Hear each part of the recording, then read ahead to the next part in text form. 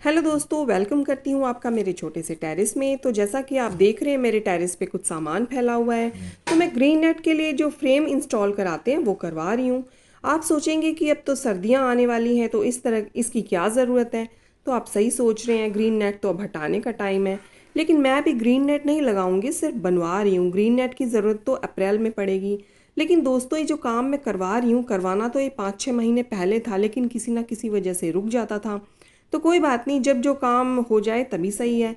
ये कई वजह से रुक जाता था। पहले एक तो दोनों साइड मकान बन रहा था, सीमेंट वगैरह गिरता रहता था, तो इसलिए भी काम रुका हुआ था। दूसरा, बीच में एक बार मैं बात करके आई थी और फिर कुछ दिनों के लिए लॉकडाउन लग गया, तो तब भी मेरा काम रुक गया। तो इसी तरह से काफ़ी दिनों से ये पेंडिंग चल रहा था। तो अब जाकर इसका टाइम आया है। तो दोस्तों, ये बन के रेडी हो गया है। बस सुबह 9-10 बजे स्टार्ट किया और शाम को 4 बजे तक ये रेडी हो गया। तो इस तरह से ये मेरा बन के आया है। तो ये, लेकिन ये सिर्फ गर्मियों में ही नहीं, सर्दियों में भी मेरे बहुत काम आएगा। तो देखिए, इसमें मैंने ऐसे कुछ कुछ दूरी पर हुक्स लगवाए हैं ताकि मैं इनमें बास्केट्स हैंग कर सकूं। तो मैं आपको पास से दिखाती हूँ। देखिए, अब मेरे पास इतनी स्पेस तो नहीं है नीचे, और अब मुझे वर्टिकली ऑप्शन पे जाना पड़ेगा। तो देखिए, यहाँ से फिर सब गंदगी फैल गई है। कोई बात नहीं, इसको हम फिर से साफ़ कर लेंगे। तो मैं आपको हुक्स दिखाती हूँ। तो भैया ने, वैसे तो बिना हुक्स के भी इन पे हैंग कर सकते थे हम, लेकिन फिर भी भैया ने मुझे ये हुक्स लगा के दिए हैं, तो अच्छी बात है। तो देखिए, ऐसे 5-5 6-6 यहाँ पे हुक्स लगे हुए हैं। कुल उन्होंने 24 मुझे हुक्स लगा कर दिए हैं बास्केट्स हैंग करने के लिए। तो यहाँ पर भी लगे हुए हैं, इस पे भी लगे हुए हैं, तो सब पे लगे। भैया ने मुझे हुक्स लगा कर दिए, वो अच्छी बात है, लेकिन मैंने सोचा ये पोल किस काम आएंगे, इन पर भी कुछ हुक्स लगवा लेती हूँ। तो ये मैंने एक्स्ट्रा लगवा लिए। देखिए, ऐसे पोल्स पर हुक लगवा लिए, सभी पोल्स पर लगवा लिए, जिन पे मैं इस तरह की अपनी बॉटल प्लांटर्स या इस तरह के कुछ प्लांटर्स हैंग कर सकती हूँ। यहाँ पर भी ये देखिए, इस तरह से ये मैंने ये जो बनाया था, तो ये हैंग कर दिया है। तो ये भी पोल भी काफ़ी यूज़ में आ जाएंगे मेरे। तो हैंगिंग प्लांटर्स के लिए मैंने सोच के काफ़ी कुछ इसमें जुगाड़ करवाया है। तो देखिए, ऊपर तो वैसे हैंगिंग बास्केट हो जाएंगी और पोल्स पे इस तरह के हो जाएंगे। तो ये भी मुझे आइडिया आ गया। तो आप बताएं कि ये कैसा रहा। तो इन सब पे मैंने लगवाए हैं। और साथ में मैंने एक और काम करवाया है। ये देखिए, मेरे पास 3 जो है ये लोहे के रोशनदान पड़े हुए थे।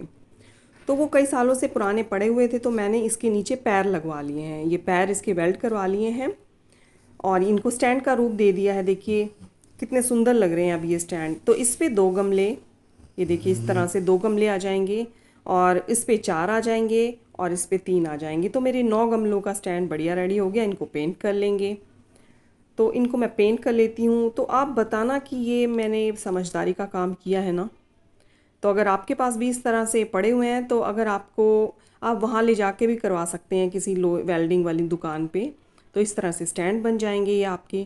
तो पेंट करने के बाद ये इस तरह से लग रहे हैं। तो इन पे वाइट कलर मुझे बहुत ही बढ़िया लग रहा है। तो बताएं कैसे लग रहे हैं।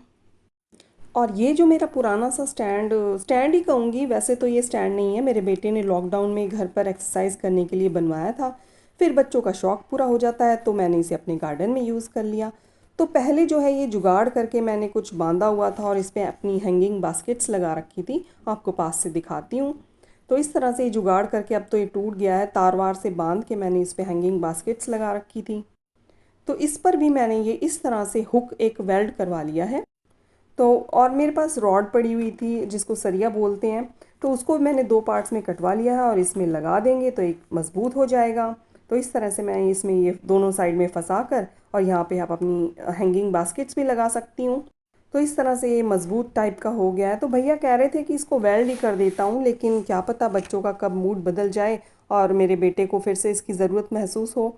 तो मैंने कहा वेल्ड नहीं करवाऊँगी, इस तरह के हुक्स लगवाऊँगी और उसमें मैं ये रॉड लगा लूँगी, और जब उसे यूज़ करना होगा तो इनको हटा लेंगे, वो अपना यूज़ भी कर सकते हैं। तो इसमें मैंने ये काम कर। तो इन सब को बनाने में कितना खर्च आया है, ये सबसे इम्पॉर्टेंट बात है, क्योंकि खर्च की वजह से ही हम इसे बनवाने की सिर्फ सोचते ही रहते हैं। और मैं भी कई सालों से सोच ही रही थी, लेकिन इस बार देर से कहें या गर्मियाँ आने से काफ़ी पहले कहें, कुछ भी कहें, लेकिन बन ही गए। वैसे ये मेरे हमेशा ही काम आने वाले हैं। ये वन टाइम इन्वेस्टमेंट है। तो इसमें 4 पोल्स एक साइड में और 4 दूसरी साइड में लगे हैं, और एक साइड दीवार में जो है उन्होंने पत्ती लगाकर इनको वेल्ड कर दिया है। तो 2 रॉड मेरी बच गई लगाने से। और ये जो रॉड है जो इनका लोहा भी काफ़ी मज़बूत है। तो इसमें मुझे टोटल 12,000 का खर्चा आया है।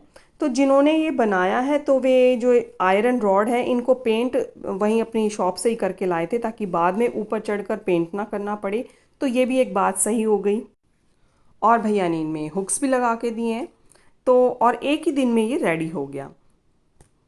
और ये जो स्टैंड बनवाए हैं इनमें पैर लगवाए हैं और भी कई छोटे मोटे काम करवाए हैं। तो एक्स्ट्रा उन्होंने भैया ने 800 रुपये लिए हैं, 100 रुपये रेडी में सामान लाने को। तो टोटल जो है 13,000 रुपये के करीब लागत आई है।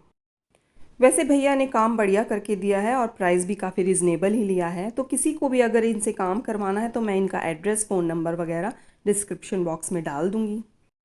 तो आपको वीडियो कैसी लगी, मुझे अपने विचार जो है कमेंट बॉक्स में शेयर कर सकते हैं।